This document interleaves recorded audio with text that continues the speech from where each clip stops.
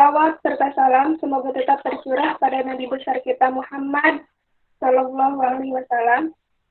Saya Nufah Kamilah dan rekan saya Maria Mahilda selaku moderator yang akan membimbing jalannya diskusi.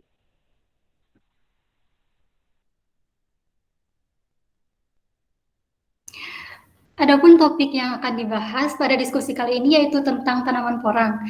Taman porang merupakan program kerja subdivisi kajian yang berkolaborasi dengan subdivisi penyuluhan. Rangkaian acara yang kita lalui diantaranya yaitu yang pertama pembukaan, kemudian ada sambutan-sambutan, yang ketiga penyajian materi, keempat sesi tanya jawab, dan yang terakhir penutup atau doa. Untuk mempersingkat acara, marilah kita bersama-sama membaca lafaz al-basmalah. Bismillahirrahmanirrahim. Acara selanjutnya yaitu sambutan. Untuk sambutan yang pertama akan disampaikan oleh Kang Ahmad Rifai selaku Ketua Umum UKMF PCT 2021 kepada Kang Ahmad Rifai. Saya persilakan.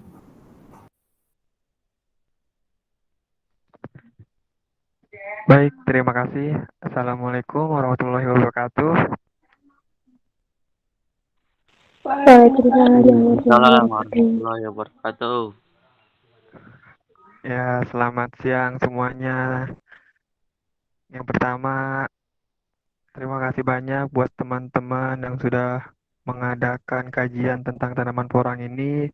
Dan yang kedua, terima kasih kepada semuanya yang telah ikut hadir dalam kajian tanaman porang ini. Semoga dari kajian kita ini, kita menambah pengetahuan kita menambah wawasan kita, khususnya dalam tanaman porang ini. Mungkin sedikit saja dari saya, jaga kesehatannya di kala pandemi ini dan berdoa buat teman-teman yang atau sanak saudaranya yang sedang sakit, terkena musibah, semoga cepat sembuh. Terima kasih semuanya. Boleh minta jargonnya nggak? Kita jargon dulu yuk. Boleh Kang. Ya gitu dong. Ayo coba on mic. On cam juga kalau memungkinkan. PCT Lestari. PCT Lestari. Oke. Terima kasih banyak semuanya. Semoga acara ini bisa berjalan dengan lancar. Mari kita belajar bareng-bareng di sini. Kurang lebihnya mohon maaf. Wabillahi taufiq wal hidayah. Wassalamualaikum warahmatullahi wabarakatuh. Waalaikumsalam warahmatullahi wabarakatuh. Terima kasih kepada Kang Rifai. Selanjutnya sambutan Kang Dedi selaku Kepala Subdivisi Penyuluhan. Saya persilakan. Oke, Assalamualaikum warahmatullahi wabarakatuh. Waalaikumsalam warahmatullahi wabarakatuh. Oke, alhamdulillahirrabbilalamin. Allahumma sholli ala Muhammad wa ala ali Muhammad. Sebelumnya terima kasih kepada teman-teman yang sudah menyempatkan waktunya. Yang selanjutnya yaitu yang terhormat kepada Kang Ai Ramdhani Yusuf selaku Demisioner PCT 2020. Yang terhormat kepada Teh Nanda Kuntum Nirwana selaku Demisioner 2020. Yang selanjutnya yang saya hormati kepada Ketua Umum UKMF PCT 2021 Kang Ahmad Rifai dan Wakil Ketua Umum Kang Janatul Firdaus dan jajarannya yang tidak bisa saya sebutkan namanya satu persatu, namun tidak mengurangi rasa hormat saya. Adapun kegiatan diskusi pada kali ini, kami mengambil tema mengenal tanaman porang, yang mana diskusi ini salah satunya adalah proker dari kajian yang dijadikan kolaborasi dengan subdivisi penyuluhan, yang mana dijadikan proker utama daripada proker penyuluhan itu sendiri. Dan tujuan dari proker ini kita akan sama-sama bagaimana mengenal tentang tanaman porang ini. Selanjutnya terima kasih pula kepada anak kajian yang sudah mengkaji terkait tanaman porang ini Semoga apa yang sudah dilakukannya menjadi manfaat untuk kita semuanya dan semoga menjadi ladang untuk kita semuanya untuk kedepannya bagaimana untuk mempraktekkan terkait tanaman porang ini. Mungkin tidak banyak omong lagi, tidak panjang lebar. Cukup sekian dari saya. Saya ucapkan terima kasih kepada semuanya yang sudah hadir berpartisipasi dalam kegiatan acara kali ini. Kurang lebihnya mohon maaf. Wabillahi taufiq wal hidayah. Wassalamualaikum warahmatullahi wabarakatuh. Waalaikumsalam warahmatullahi wabarakatuh. Acara selanjutnya yaitu penyajian materi. Sebelum penyajian materi, saya akan membacakan CV pemateri.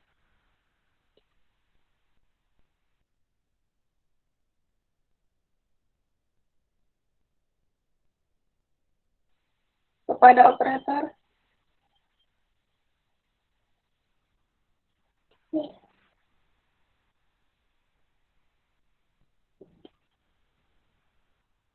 Nama Rizky Baihaqi Sabhan, jurusan Agroekoteknologi, alamat Taman Lopang Indah, Blok S 23, nomor 1, Kota Serang, Banten.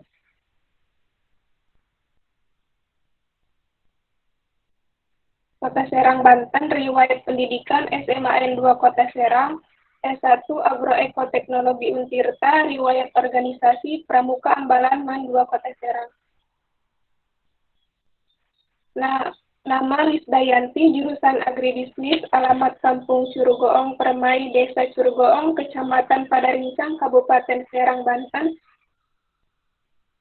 Riwayat pendidikan SDN Curugoong, MTSN 2 Serang, SMAN 1 Ciomas, S1 Agribisnis Untirta.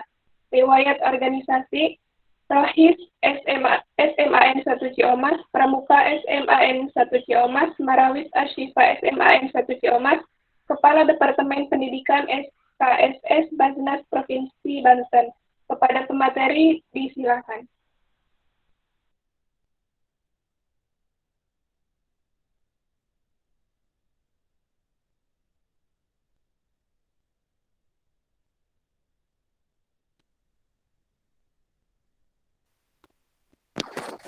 Ya, Assalamualaikum warahmatullahi wabarakatuh. Waalaikumsalam warahmatullahi wabarakatuh. Mohon maaf sebelumnya. Tadi Telisdanya juga kan bilang sedang tidak ada sinyal ya. Bagaimana nih Kang Dedi? Apa mau dilanjutkan? Apa mau nunggu Telisdanya? Iya Ki, dilanjut dulu aja sambil Dilanjutkan ya. berjalan. Ya, siap. Aduh ya Allah. Terkang.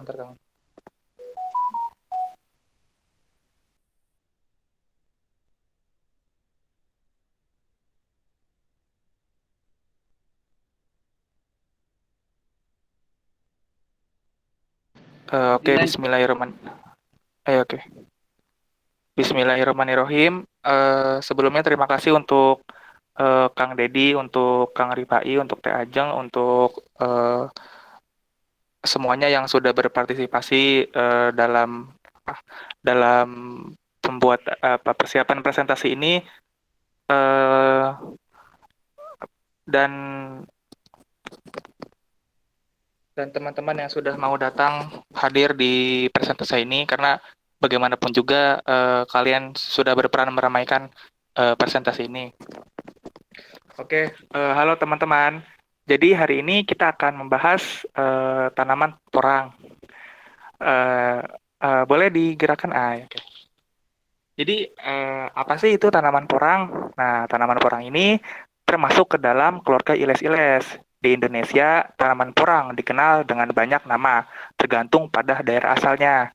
Jadi, iles-iles ini yang dibudidayakan dan digunakan sebagai bahan makanan dan industri ada 3, yakni Amorphophallus campanaratus, kemudian ada Amorphophallus oncophilus, dan Amorphophallus variabilis.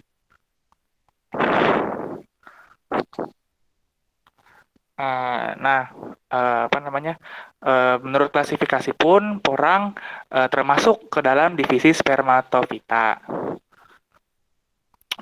subdivisi Angiospermae, kelas Monocotyledoneae, bangsa Arales, famili Archaea, dan marga Amorphopalus.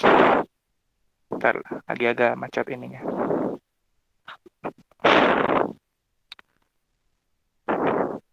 Bentar, belum kelihatan slide-nya, bentar ya.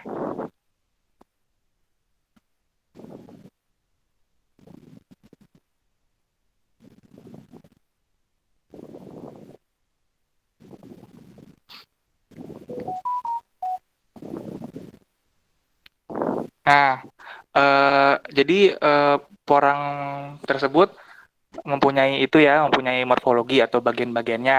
Nah, yang pertama batang. Nah, batang ini cirinya apa sih batang porang itu? Pertama, bertumbuh tegak, lunak, dan berwarna hijau atau hitam belang. Nah, kemudian dia berdiameter sekitar 5 sampai 50 mm. Tingginya mencapai 1,5 meter. Nah, kemudian ada pun buah. Buahnya bagaimana sih? Nah, buah porang ini berdaging dan majemuk. Nah, kemudian buahnya itu berwarna hijau muda merah. Nah, tandan buah bentuknya lonjong meruncing. Bentuk buahnya cenderung oval. Nah, kemudian ada apa lagi nih? Ada bulbil. Nah, bulbil atau disebut katak ya. Nah, bulbil ini terletak pada batang sekunder, yaitu pada ketiak daun. Nah, bulbil ini berbentuk bulat dan simetris. Diameternya sekitar 10 sampai 45 mm. Kemudian apa ada lagi nih? Punten. Ada bunga ya. Nah, bunga porang ini berbentuk seperti tombak tumpul. Nah, tangkai bunga berwarna hijau muda dengan bercak putih kehijauan, kemudian permukaannya licin. Nah, yang kelima ada umbi. Umbinya bagaimana sih? Nah, umbi porang ini termasuk umbi tunggal. Nah, permukaan luarnya berwarna coklat tua, bagian dalamnya berwarna kuning, bentuknya bulat, agak lonjong, berserabut akar, dan tidak memiliki akar tunggang. Nah, kemudian ada apa nih? Ada Venus ya. Venus itu kayak lebih ke itu ya, apa namanya? Ke dagingnya ya. Oke. Oke, selanjutnya bisa dilihat sendiri.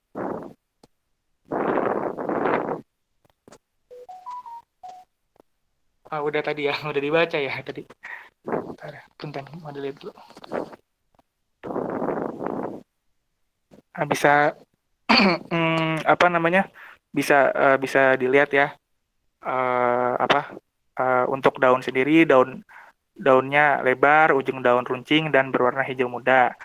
Nah, kemudian ada batang, ada umbi, dan selanjutnya. Oke, boleh di slide selanjutnya. Oke. Sekarang kita membahas sejarah porang ya. Sejarah porang ini, jadi porang ini aslinya berasal dari Sri Lanka dan India. Nah, kemudian lambat laun menyebar ke banyak daerah, yaitu Indonesia, Malaka, dan Sumatera gitu ya. Dan di Indonesia sendiri pun atau di Asia sendiri pun dia tuh menyebar juga ke Pulau Jawa, Filipina, dan Jepang. Oke, selanjutnya. Oke, kemudian sejarah porang yang kita tekankan pada kenapa sih porang itu bisa jadi makanannya orang Indonesia gitu ya. Jadi pertama itu ya, porang itu sebenarnya banyak di Indonesia, cuman tidak dimakan oleh orang Indonesia atau tidak dikonsumsi lah, jadi kurang berguna gitu ya. Nah, kemudian orang Jepang itu menjajah Indonesia. Jadi FYI ya, orang Jepang itu dari dulu itu sudah membudidayakan tanaman yang mirip dengan porang, yaitu konjak. Nah, konjak ini dibudidayakan untuk dimakan di kampung halamannya mereka sendiri, yaitu di Jepang gitu ya. Nah, kemudian saat menjajah Indonesia, orang Jepang menemukan porang. Terus mereka lihat kok mirip gitu ya. akhirnya mereka memutuskan untuk membudidayakan porang. Dan kemudian orang Jepang menggunakan porang untuk konsumsi mereka setiap hari pada saat perang. Nah, kemudian lambat laun orang Indonesia ikutan deh makan porang. Oke. Kemudian ada syarat tumbuh ya. Syarat tumbuh yaitu pertama tinggi tempat, tekstur tanah, naungan, dan kelembaban tanah. Nah, tinggi tempatnya ini sangat ideal apabila daerah yang menggunakan apabila daerahnya tingginya sekitar 100 sampai 600 meter di atas permukaan laut. Nah, untuk tekstur tanahnya lebih baik gembur, subur, dan kandungan bahan organiknya cukup. Terus bagaimana dengan naungan? Nah, naungannya ini porang ini toleran terhadap naungan antara 40% sampai 60%. Nah, kelembaban tanahnya diperlukan irigasi agar hasil ubi dapat optimum. Oke. Selanjutnya. Nah, untuk cara budidaya ada nih Teh Lisda. Teh Lisda, bagaimana sudah ada? Assalamualaikum. Alhamdulillah, waalaikumsalam. Jelas lancar sekali Teh Lisda. Selamat datang Teh Lisda.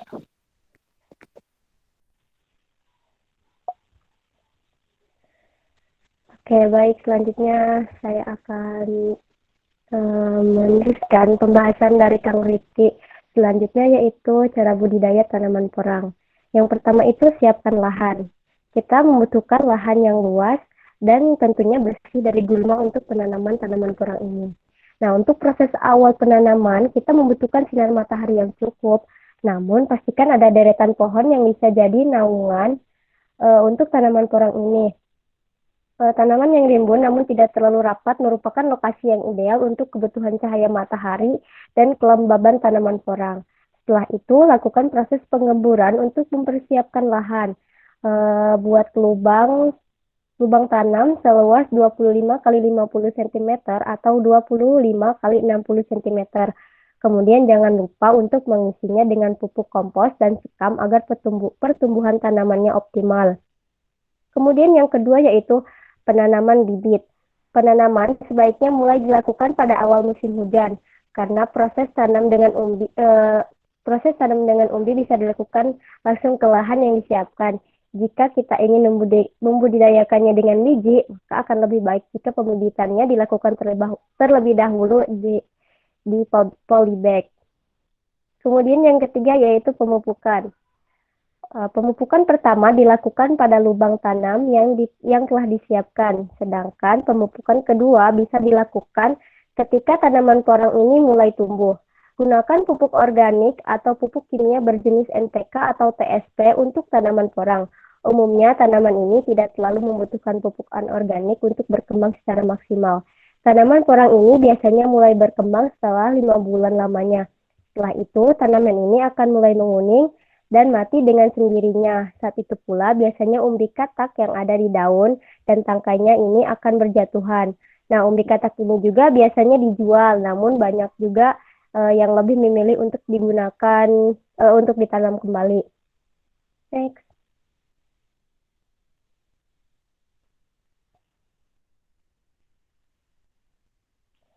Nah, selanjutnya yaitu pembersihan gulma. Porang kan biasanya tadi ditanam di awal musim hujan, karena sangat potensial terkena gulma. Karena itu, lakukan pembersihan atau penyiangan secara rutin. Gunakan alat bantu seperti skop dan cangkul untuk membersihkan gulma. Timbun sisa gulma yang telah dibersihkan di dalam tanah agar bisa menjadi pupuk tanaman. Yang selanjutnya itu penjarangan atau pengurangan. Kita perlu melakukan penjarangan jika ada terlalu banyak tanaman yang tumbuh pada satu lubang, karena hal ini akan membuat umbi porang yang tidak berkembang dengan optimal dan ukurannya terlalu kecil. Jika dalam satu lubang itu tanamannya banyak gitu. Selanjutnya yaitu yang terakhir, panen. Kita bisa memanen porang lebih cepat jika menanamnya langsung dari umbi, yakni hanya dalam waktu 7 bulan saja. Sedangkan penanaman dengan bagian katak membutuhkan waktu yang lebih lama, berkisar 18 sampai 24 bulan sesudahnya. Proses panen ini bisa dilakukan dengan menggali umbinya. Jika ingin mendapatkan untung yang lebih banyak, maka proses panen sebaiknya dilakukan di musim kemarau. Biasanya, ini adalah waktu ketika harga porang lebih mahal. Nah, umbi ini juga bisa dijual dalam kondisi basah maupun kering. Next.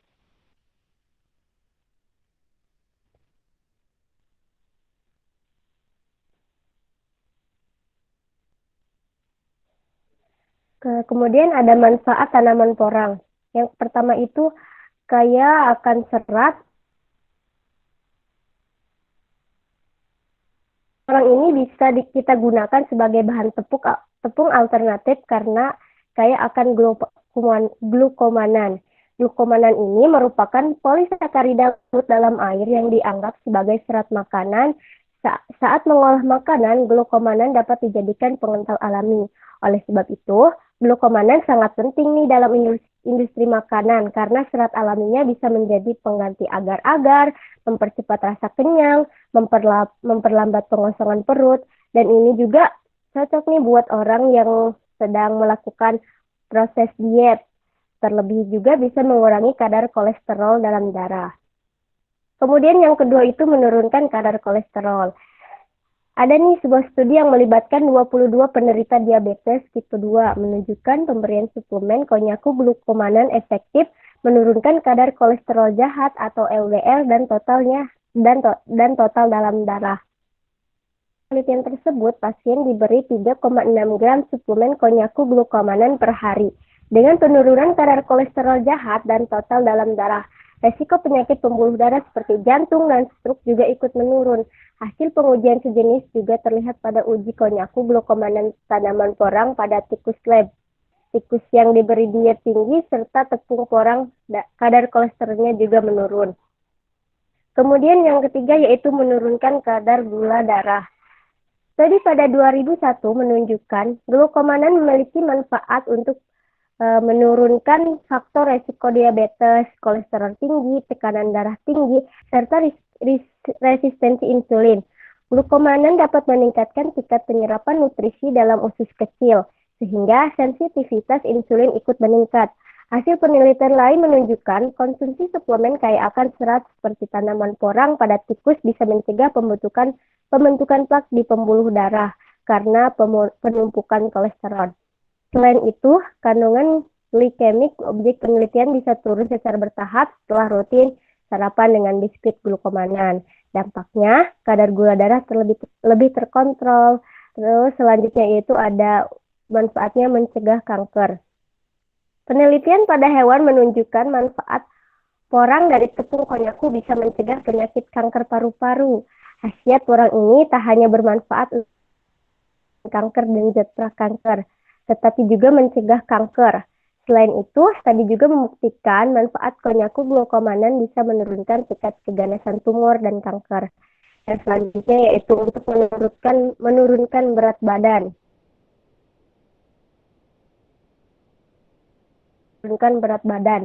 Dalam penelitian ini, sebanyak 30 pasien obesitas menjalani diet rendah kalori 1.200 kalori selama 60 hari ditambah selang 4 bulan, bobot berlebih dan tingkat trigliserida tinggi pada pasien obesitas tersebut menurun secara signifikan. Kendati berat badan turun, hal yang menarik adalah kandungan zat besi, kalsium, tembaga, dan sengnya tidak berubah. Kemudian selanjutnya yaitu ada manfaatnya mengatasi sembelit. Glukomanan ini yang terkandung dalam porang dapat membantu mengatasi masalah penderita sembelit yang diberi glukomanan selama 10 hari, frekuensi buang air besarnya ini bisa kembali normal. Kemudian, next.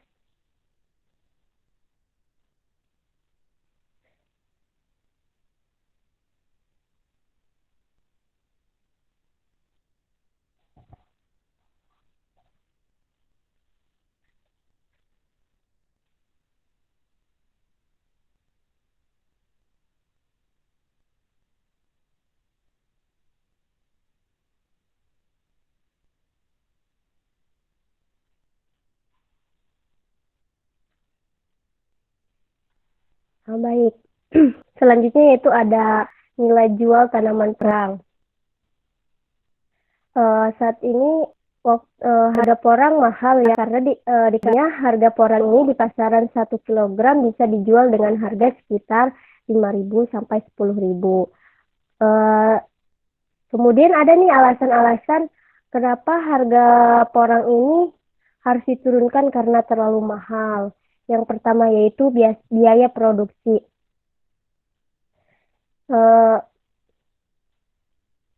Bentar. Biaya produksi mahal dengan tidaknya suatu produk pertanian ini sebenarnya harus disesuaikan dengan biaya produksi. Sementara harga atau biaya produksi untuk budidaya dan penanaman hingga perawatan porang terbilang relatif mudah dan murah dibandingkan biaya produksi tanaman umbi lain. Nah, untuk diketahui, porang ini merupakan tanaman yang bisa hidup di wilayah mana saja, asalkan tanahnya itu gembur, tidak basah, dan terkena kontaminasi inseksi. Perawatan budidaya porang pun tidak memerlukan penyemprotan disinfektan secara rutin. Dilakukan sekali selama masa tanam di musim kemarau. Kemudian tidak hanya itu, jika musim kemarau telah berlalu dan petani tidak sempat memanennya, pada musim hujan, tanaman porang akan layu dan seolah mati. Kemarau periode berikutnya, jika dipupuk dan dibersihkan rumput atau alang-alang di sekitar tanaman.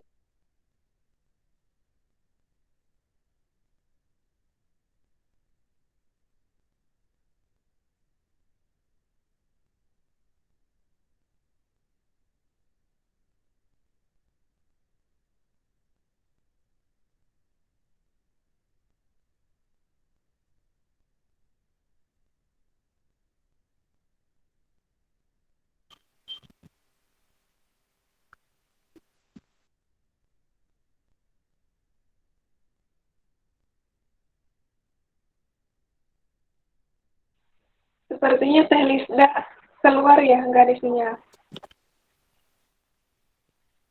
Mau dilanjut sama Rizky atau gimana? Iya boleh. Tadi ada. Dilanjut aja. Langsung di next materi aja.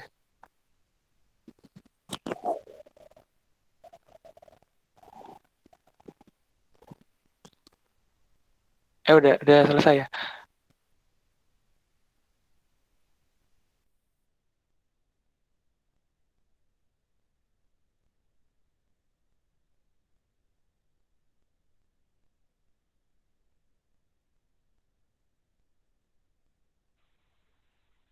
Terima kasih kepada pemateri yang telah memaparkan materinya. Selanjutnya yaitu sesi tanya jawab dengan peraturan yang akan saya bacakan, diantaranya yaitu kesempatan tanya jawab kita laksanakan 2 sesi, setiap sesi 3 orang penanya.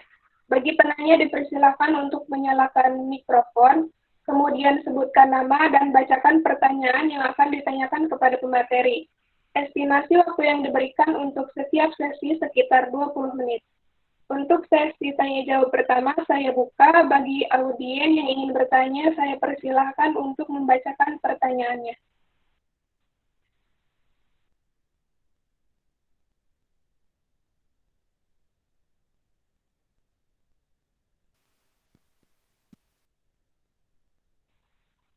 Untuk teman-teman semua yang mau bertanya, dipersilahkan.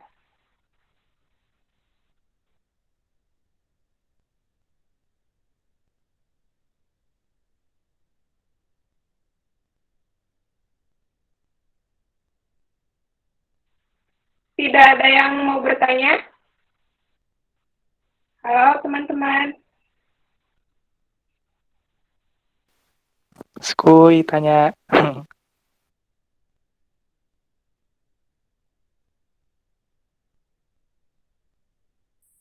Halo Kang, izin bertanya boleh? Iya, silakan. Nah, tadi kan Untuk teman-teman, untuk diisi absennya ya. Mohon maaf, Kang.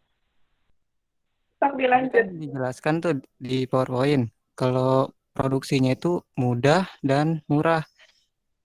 Itu Selanjutnya, produksi di Indonesia itu banyak nggak sih? Serta pemasarannya gimana di pasarnya itu? Apakah mudah, apakah susah dari konsumen sendiri? Itu aja teh, makasih.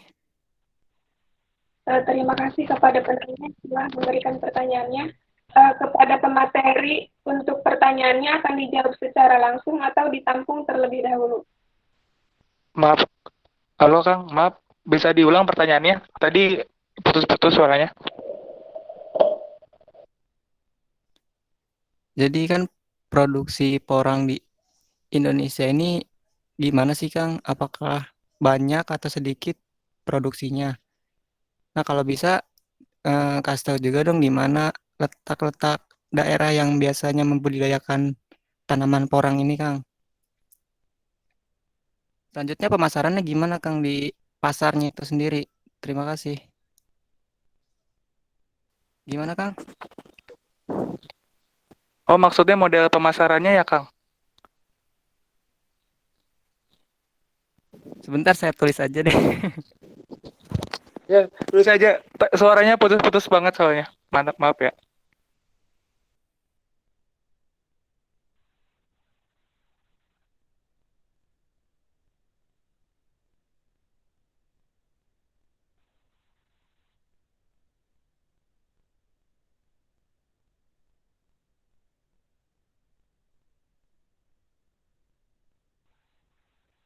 Mungkin ada lagi yang ingin bertanya?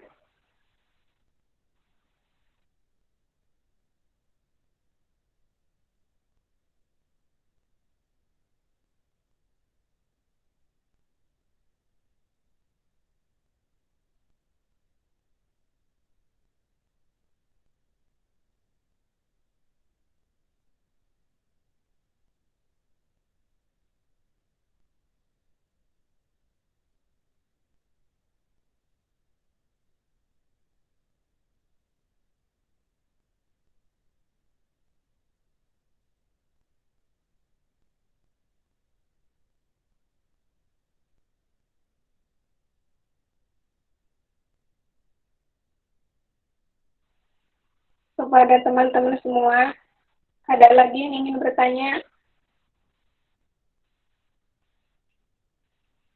Jangan lupa di absen. Saya Teh, silakan. Izin perkenalkan diri, saya Eka Rahma dari jurusan Agroekoteknologi. Ini mau nanya, kalau misalkan kita mau nanam porang dari benihnya yang berasal dari kataknya gitu tuh atau bulbul. Nah, terus itu tuh beli dari pedagangnya gitu. Nah, itu pas kita mau nanam, apa perlu ada perlakuan di benih itu gitu atau bisa langsung ditanam aja gitu. Karena kan biasanya ada dormansi juga ya gitu. Itu dulu sih. Kasih. Terima kasih, TK. Kepada penyaji materi, apakah pertanyaannya cukup jelas?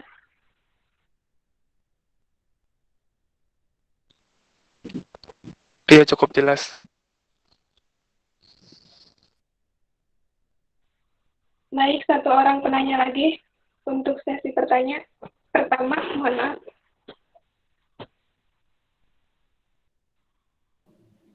Izin bertanya dong, Teh. Saya silakan. Ya, sebelumnya, Assalamualaikum warahmatullahi wabarakatuh. Perkenalkan, nama saya Ruli Pramudia dari jurusan Agroekoteknologi tahun 2020. Izin bertanya, bagaimana dari tanaman porang yang dimanfaatkan dan memiliki nilai khasiat tinggi adalah begitu umbinya. Nah, sedangkan tanaman porang saat ini kan tinggi. Kenapa tuh bisa tanaman porang tersebut bisa tinggi gitu? Dan bagaimana ada kan tanaman porang ada yang gatal dan ada yang enggak. Nah, bagaimana untuk penanganan tanaman porang yang gatal biar tidak gatal? Terima kasih. Baik, terima kasih. Kepada penyaji materi, apakah pertanyaannya cukup jelas? Tadi yang tinggi boleh diulang, Kang? Maaf.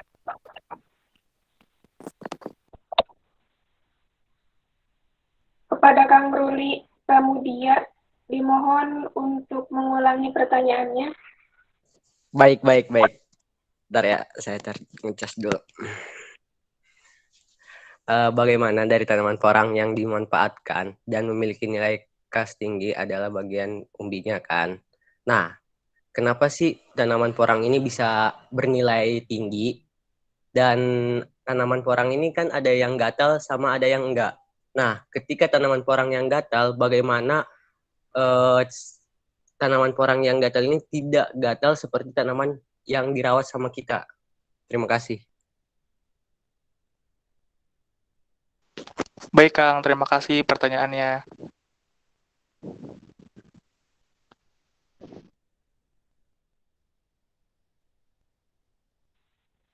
Oh iya, satu lagi boleh nggak? Jelas kok, alhamdulillah jelas. Tanaman porang ini apakah harus ditanam dari tanaman porang ini apakah harus ditanam di dataran tinggi, apakah rendah? Dan kalau misalkan di tanaman rendah bisa ditanam karena apa? Kalau misalnya ditanam di dataran tinggi karena apa gitu? Tolong dijelaskan.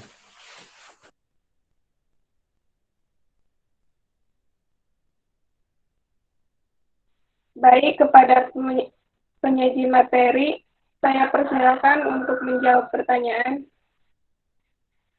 Atau ingin diberikan waktu untuk menjawab pertanyaannya? Mau minta waktunya sebentar ya. Ya. Oke. 5 menit ya. Baik, Teh.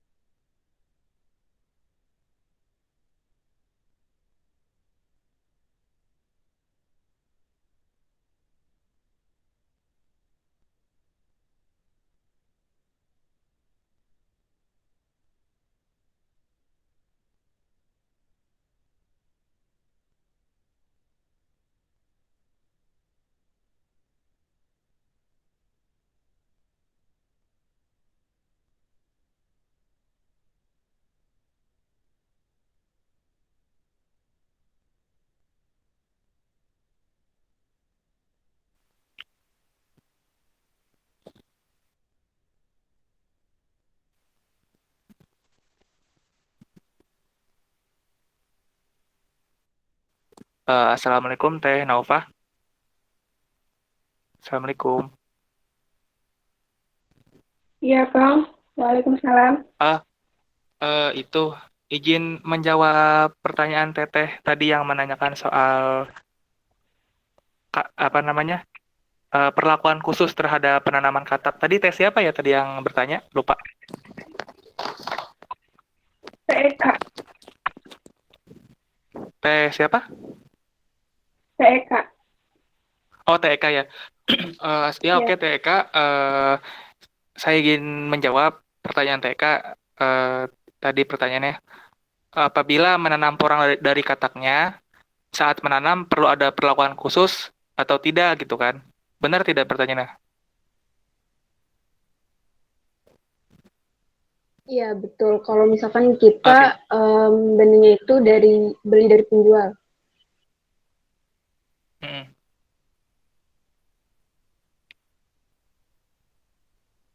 Oh, oke, saya apa tadi sebenarnya barusan apa cari di beberapa sumber ya. Jadi menurut Kumar tahun 1998 melaporkan bahwa perlakuan potongan umbi dengan bahan kimia seperti thiourea, potasium nitrat, kinetin cukup efektif meningkatkan perkecambahan ubi sekitar 24 eh, sekitar beberapa persen lah gitu kan. Namun perlakuan tersebut tidak nyata meningkatkan hasil ubi. Nah, kemudian Mohan Kumar dan Raffi juga melaporkan bahwa pengapasan umbi utuh selama 6 jam per hari selama 6 minggu akan meningkatkan perkecambahan bibit sebesar 58% dibanding tanpa diasap. Hasil serupa dengan memapar ubi bibit pada suhu 45 derajat Celcius selama 6 jam per hari selama 3 minggu meningkatkan perkecambahan bibit sebesar 83,3%.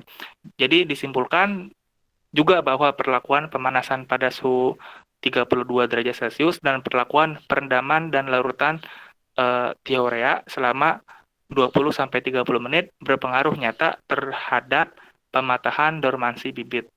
Jadi yang kalau yang saya tangkap di sini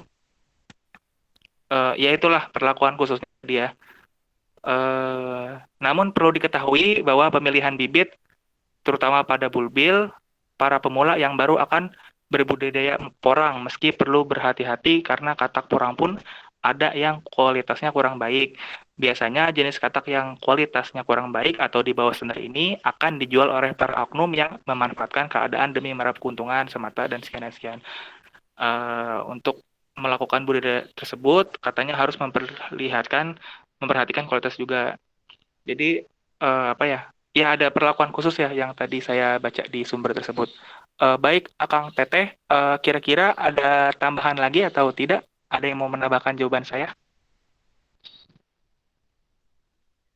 Punten, tadi yang 80% itu perlakuan yang mana? Perlakuan sebentar ya. Mau lihat.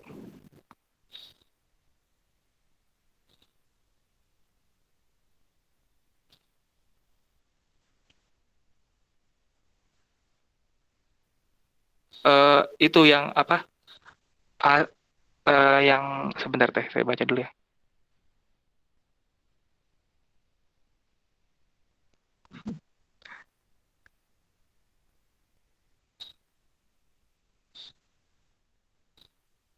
Perlakuan itu teh, perlakuan umbi yang dipaparkan pada suhu 45 derajat Celcius selama 6 jam per hari selama 3 minggu.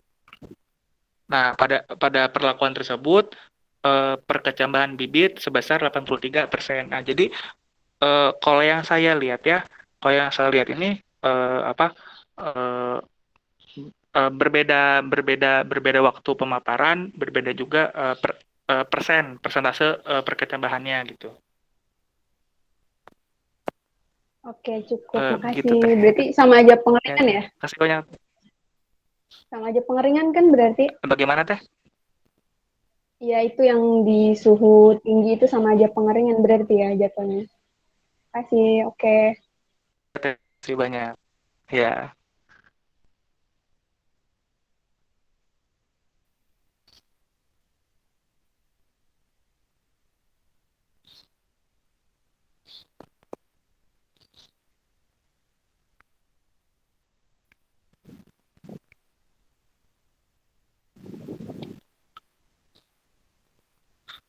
Oh ya, oke nih, saya mau menjawab nih pertanyaan dari Kang Ruli ya tadi.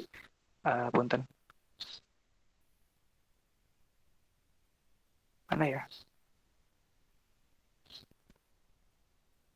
Tadi Kang Ruli bertanya ya, kenapa tanaman porang apa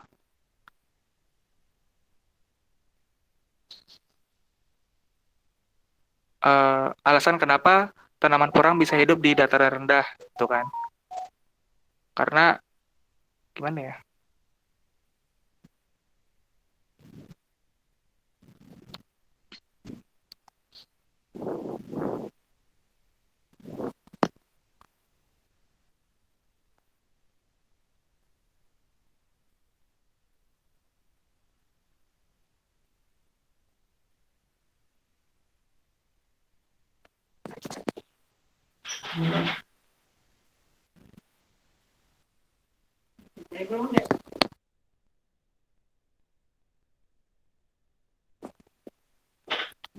Nah, karena pada suhu di atas 35 derajat Celcius, daun tanaman akan terbakar, sedangkan pada suhu rendah menyebabkan tanaman dorman. Nah, kondisi hangat dan lembab diperlukan untuk pertumbuhan daun, sementara kondisi kering diperlukan untuk perkembangan ubi, gitu. Bagaimana Kang Ruli? Ya, kan tadi saya menanyakan tanaman porang ini intinya lebih baik ditanam di dataran tinggi ataupun di dataran rendah. Nah, jika Iya, tadi siapa Ripki ya menjelaskan iya Kang. bahwasanya dataran rendah tadi lumayan cukup bagus. Nah, terus untuk di dataran tinggi ini kenapa gitu? Ripki ini lebih memilih ke dataran rendah.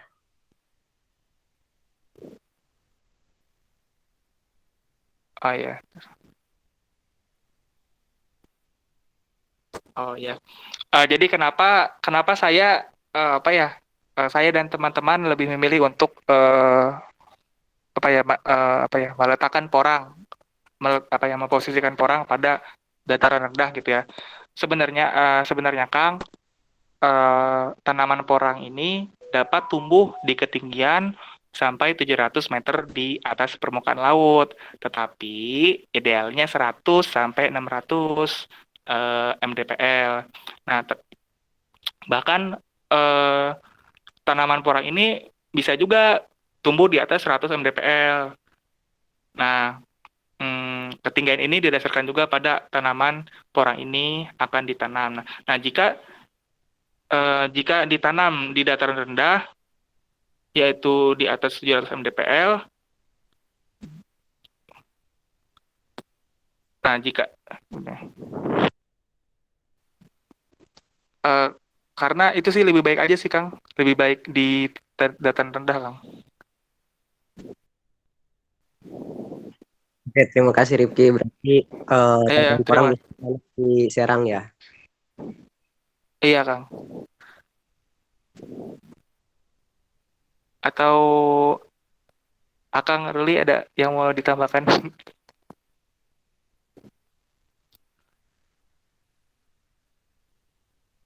Mungkin cukup dari saya.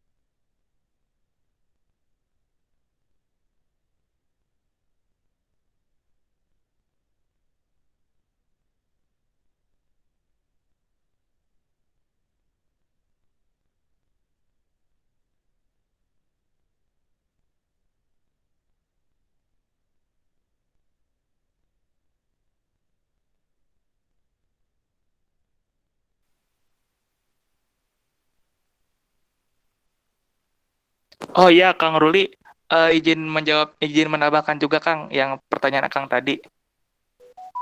Lo Kang Ruli. Iya. Ya, jadi apa ya?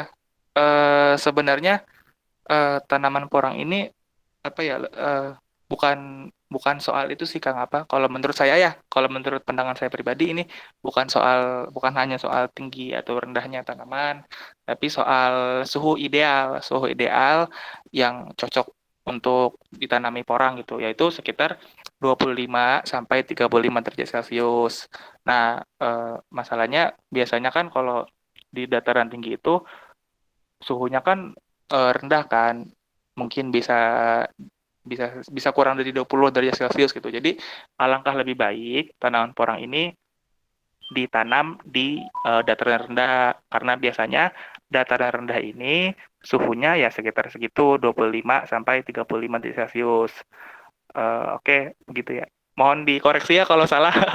Saya masih pemula lah. Ya. Makasih Kang Ruli sebelumnya pertanyaannya. Ya.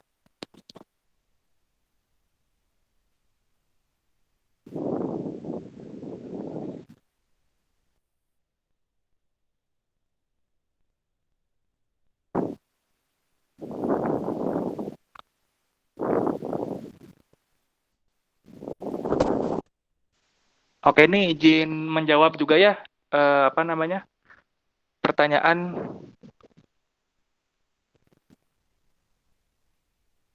Masya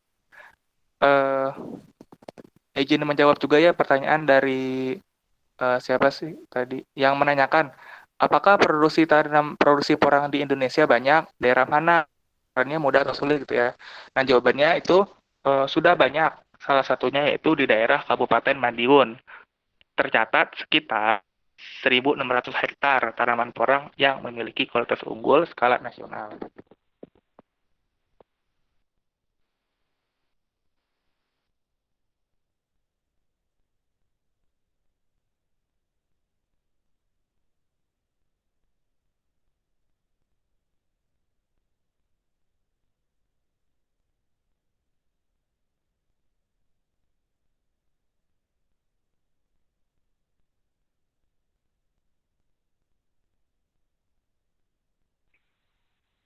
Kepada Kang Adrian, apakah jawabannya cukup?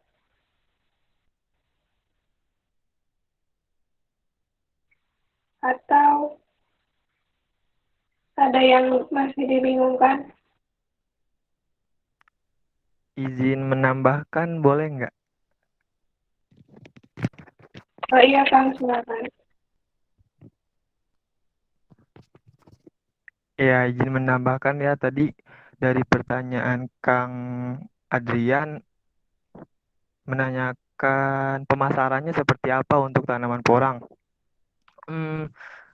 Mungkin kita juga udah saling tahu kalau pemasaran di Indonesia itu pun dan dengan bantuan teknologi pun mungkin pemasaran barang apapun bisa mudah. Yang penting kita niat, kita ada usaha, barang itu pasti terjual. Nah, mungkin dari pemasaran yang mudah terlebih dahulu bisa kita lakukan secara online dan setahu saya juga udah banyak produk-produk olahan makanan yang menggunakan bahan pangan porang gitu. Jadi kalau untuk pemasaran menurut saya sih terbilang bisa dilakukan asalkan ada niat gitu. Di zaman sekarang ini yang penting ada barang, ada niat, ada usaha, insya Allah barang itu terjual. Yang penting barang itu yang aman-aman aja gitu, yang halal. Itu sih dari saya buat pemasaran dari porang ini. Cukup. Mungkin dari yang lain ada yang ingin menambahkan? Izin menambahkan juga ya terkait pemasaran. Dari sumber yang saya baca juga di sini tadi kan porang ini kan sudah banyak ya dibudidayakan di Kota Madiun. Nah, bahkan di Kota Madiun itu sendiri pun ada suatu PT gitu yang menampung daripada hasil porang gini gitu dijadikan sebuah olahan gitu, olahan industri gitu. Seperti itu menurut saya. Jadi pemasaran porang ini sudah cukup mudah lah gitu. Terima kasih.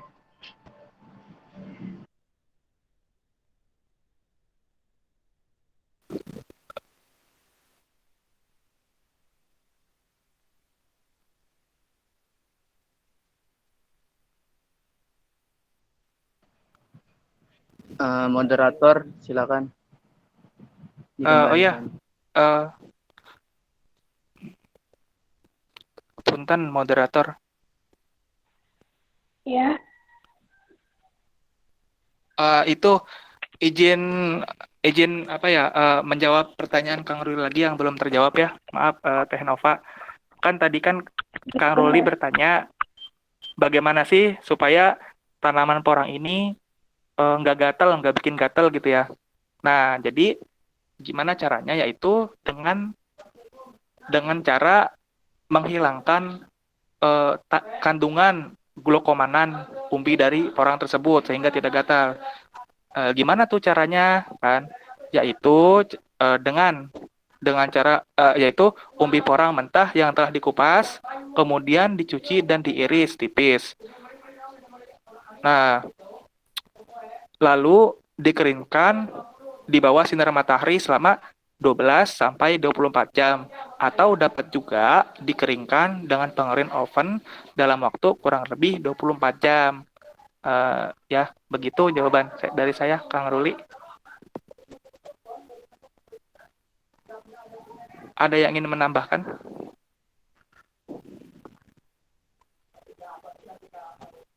Ya, iya. Sama-sama, Kang. Ya, maaf ya tadi belum kejawab pertanyaannya. Oke, saya kembalikan kepada Teh Nova. Bagaimana? Baik, terima kasih kepada pemateri yang telah menjawab pertanyaan dan juga teman-teman yang telah bersedia menambahkan jawabannya. Baik, selanjutnya yaitu sesi tanya jawab yang kedua. Saya buka bagi audien yang ingin bertanya. Saya persilahkan untuk membacakan pertanyaannya kembali.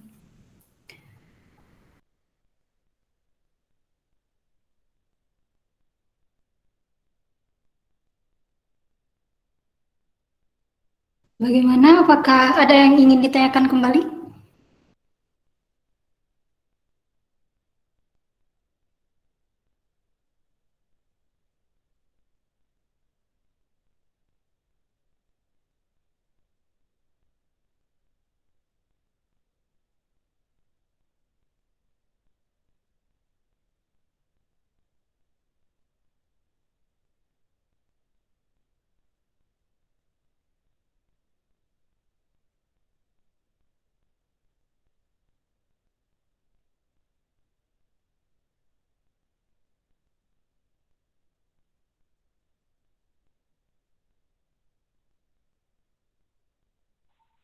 Kepada audien yang ingin bertanya, disilakan.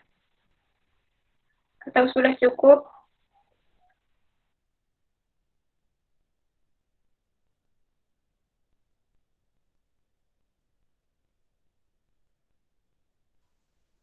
Kalau misalkan nggak ada yang nanya lagi, aku boleh nanya lagi nggak? Boleh, Teh. Kepada Teteh dipersilakan. Tapi sebelumnya punten minta diulang yang tadi terakhir tuh kandungan apa yang katanya gatel tuh? Takut salah dengar dan keliru.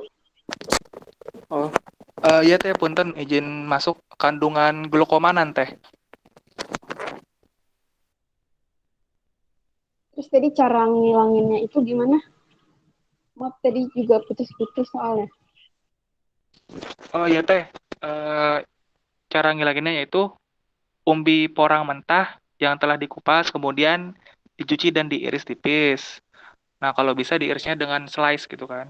Lalu dikeringkan di bawah sinar matahari selama 12 jam hingga 24 jam atau dapat juga dikeringkan menggunakan pengering oven dalam waktu kurang lebih 24 jam. Begitu Teh. Gitu ya. Sebenarnya ini sih kalau misalkan ini kalau misalkan nanti yang aku sampaikan keliru atau ada yang salah, nanti dari teman-teman menambahkan aja ya gitu. Kalau misalkan yang aku pahami itu kalau misalkan kandungan glukomanan ya tadi itu tuh justru yang apa namanya kandungan yang bagus untuk ininya apa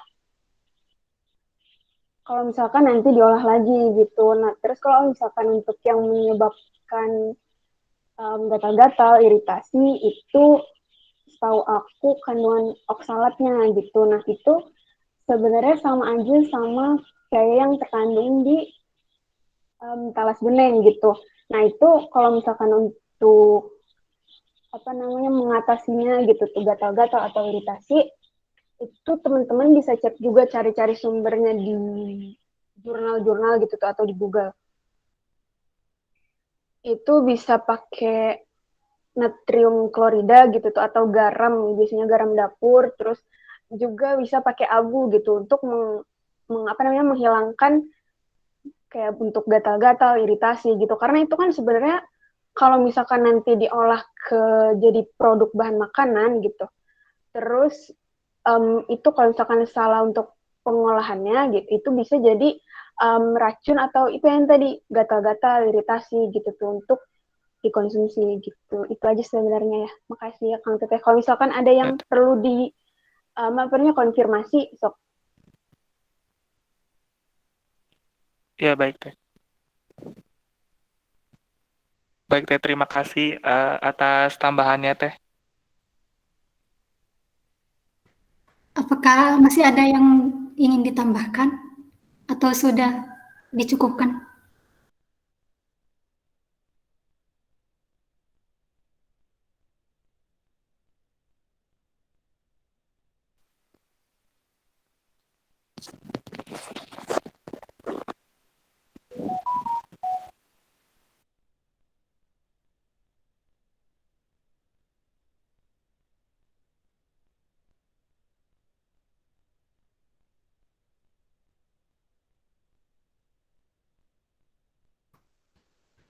Baik, sepertinya kita cukupkan karena melihat waktu juga sebentar lagi menuju asar. Terima kasih sebelumnya kepada pemateri yang telah menjawab pertanyaan dan juga teman-teman yang telah bersedia menambahkan jawabannya. Alhamdulillah rangkaian acara diskusi telah selesai. Adapun simpulan dari diskusi kita hari ini yaitu tanaman porang akhir-akhir ini sangatlah populer di kalangan masyarakat karena nilai jual yang sangat tinggi. Selain nilai jual yang tinggi, budidaya porang juga terbilang sangat mudah, ditambah pemupukan yang dilakukan juga sangat sederhana. Pemupukan hanya dilakukan sekitar 2 kali pemupukan, yaitu pada masa awal sebelum ditanam dan setelah tanaman itu tumbuh. Dan juga untuk pemasarannya di Indonesia sudah ada PT yang menampung untuk dijadikan olahan sehingga sudah cukup mudah dikembangkan di Indonesia. Baik, acara yang selanjutnya yaitu penutup atau doa yang akan dibawakan oleh Kang Aris Abdullah. Kepadanya saya persilakan.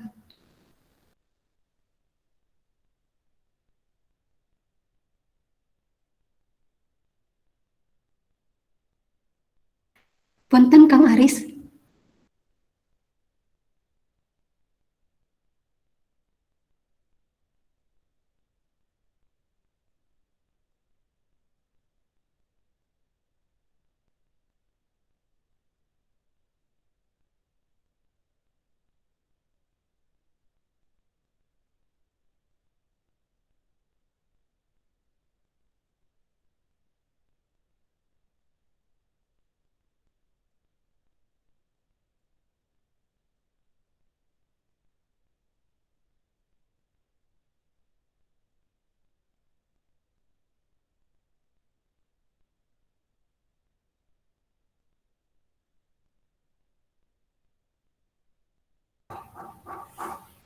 Punten sepertinya Kang Aris keluar. Apakah Kang Dedi bisa mewakilinya?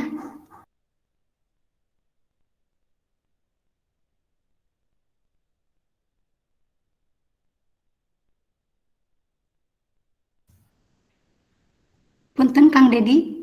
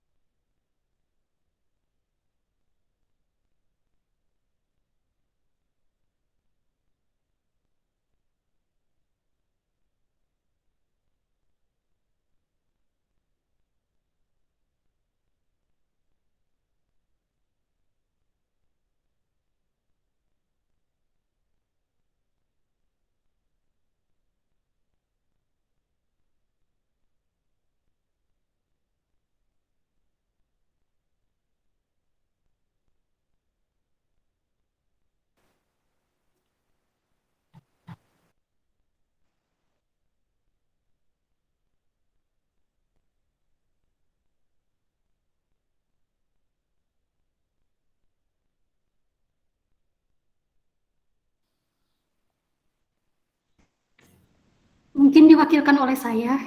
A'udzubillahiminasyaitonirrajim. Bismillahirrahmanirrahim. Allahumma innaka ta'lamu anna hadhil quluba qad ijtama'at ala mahabbatik wal taqat ala ta'atik wa tawahhadat ala da'watik wa tawahhadat ala nusrati syariatik fatiki Allahumma rabbitu taha wa dimuddaha wa hdiha subulaha wa mliha binurikal ladzi la yakhbu wasrah suduraha bi faidil imani bik wa jamili tawakkuli alaika wa amisraha la sahadati fi sabilika innaka ni'mal maula wa ni'man nasir. Allahumma amin. Sekian dari saya. Wassalamualaikum warahmatullahi wabarakatuh. Waalaikumsalam warahmatullahi wabarakatuh. Terima kasih kepada Teh Maryam yang telah membacakan doa. Demikian diskusi yang dapat kami sampaikan. Marilah kita bersama-sama mengucap lafaz hamdalah. Alhamdulillahirrahmanirrahim. Saya Nova Kamilah dan rekan saya Maryam Mahilda undur diri. Kurang dan lebihnya mohon maaf. Wassalamualaikum warahmatullahi wabarakatuh.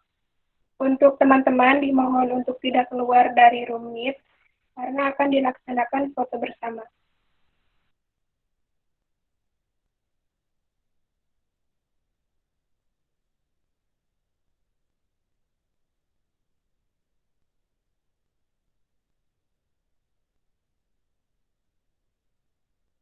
Bagi kawan-kawan diperkenankan untuk off cam ya.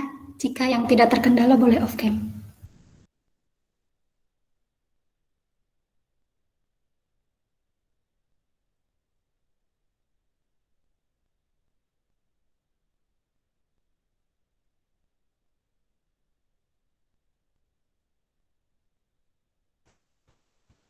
Ayo semuanya.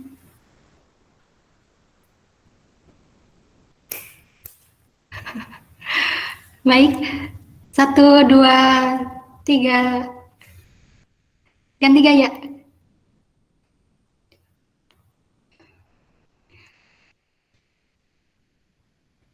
1, 2, 3.